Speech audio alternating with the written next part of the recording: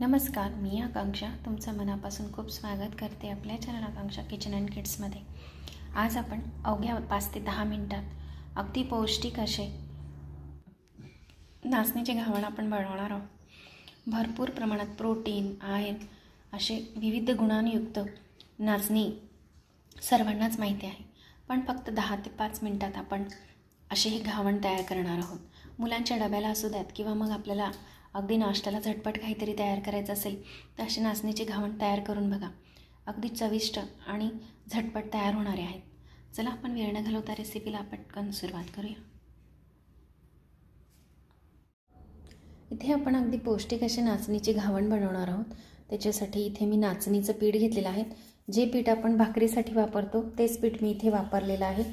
मात्र मी दळून आणल्यानंतर पुन्हा आपण बारीक कपड्याने किंवा अगदी बारीक गाळणीने गाळून घेतलेला आहे।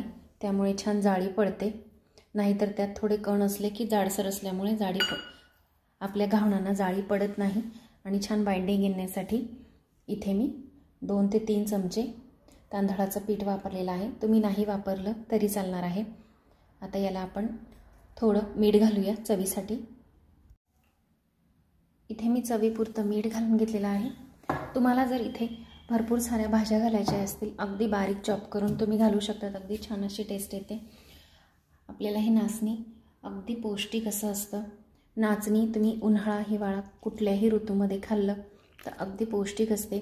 नाचणीमध्ये बऱ्याच प्रमाणात फायबर, प्रोटीन, पोटॅशियम, फॉस्फरस, लोह आणि कॅल्शियम इतके घटक तत्व असल्यामुळे आपल्या शरीराला भरपूर असं पोषण मिळत असतं। लहान मुलांना तर अगदी उत्तम असं आहे। तुम्ही गोड तयार करा, नाचणीचे घावण गोडही छान लागतात। मस्त छान गुळाचं पाणी करून तुम्ही यात घालू शकतात।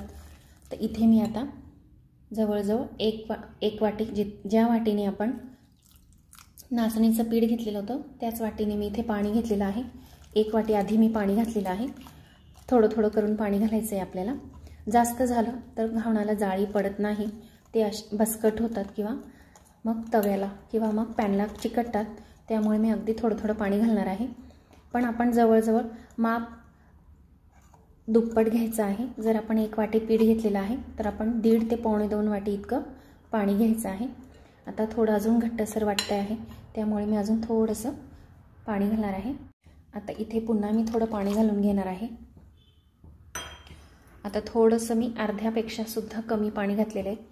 आपला पोहे खाण्याचा चमचा इतके मी 2 ते 3 चमचे पाणी घातलेलं आहे। पुन्हा आपल्याला व्यवस्थित मिक्स करून घ्यायचं आहे आणि पुन्हा याची कन्सिस्टन्सी आपल्याला चेक करायची आहे। आता एवढं ठेवलेलं आहे मी अगदी छान असं। थोडं 5 मिनिटं आपण याला रेस्ट करायला ठेवूया, म्हणजे छान मुरलंही जाईल, कारण तांदळाचं पीठही घातलेलं आहे आपण। 4 ते 5 मिनिटं आपण मुरवत ठेवूया, म्हणजे आपल्याला पुन्हा आपण त्याची कन्सिस्टन्सी चेक करूया। इथे मी पॅन वापरलेला आहे। तुम्ही इथे कुठलाही तुम्हाला आवडेल तो तवा तुम्ही वापरू शकता। फक्त लोखंडी तवा वापरू नका, कारण घावण लवकर चिकटतं। जर तुम्हाला त्यावर जमत असतील तर नक्की करा।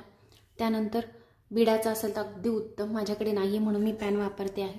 आता आपण घावण घालण्याच्या आधी अगदी छान असं ढवळून घ्यायचं आहे। मगच प्रत्येक घावणं टाकताना त्याच्या आधी आपल्याला अगदी व्यवस्थित खालीवर करून मगच आपल्याला घावण घालायचं आहे, नाहीतर सगळं पीठ खाली बसलेलं असतं आणि वरती पुन्हा पाणी तरंगतं। आता हे आपण अगदी आजूबाजूने आधी घालायचे, मग मध्ये, कारण मध्ये आपलं पॅन जास्त गरम झालेला असतो, म्हणून आपण आधी असं आजूबाजूने घालत जायचं आहे। बघा किती छान मस्त जाळी पडते की। जास्त जाड नाही घालायचं, नाही तर ते खाली चिकटतं आणि लवकर शिजत नाही। त्यामुळे मी अगदी थोडं थोडं टाकणार आहे। पण पॅन मात्र आपला अगदी छान असा गरम झालेला पाहिजे। गरम नसेल तर तुमच्या घावणाला अजिबात जाळी पडणार नाही।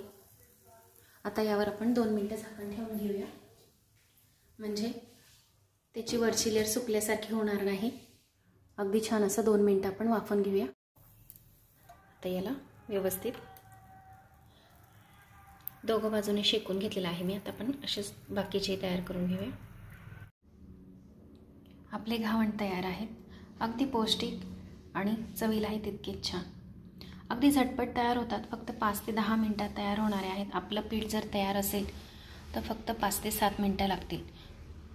तर नक्की मुलांच्या डब्याला किंवा मग आपण झटपट काहीतरी आपल्याला नाश्ता तयार करायचा असेल तर अशी घावण नक्की तयार करून बघा.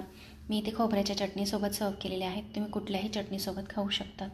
माझा व्हिडिओ जर उपयुक्त वाटला असेल तर नक्की शेअर करा आणि माझ्या चॅनलला सबस्क्राईब करा.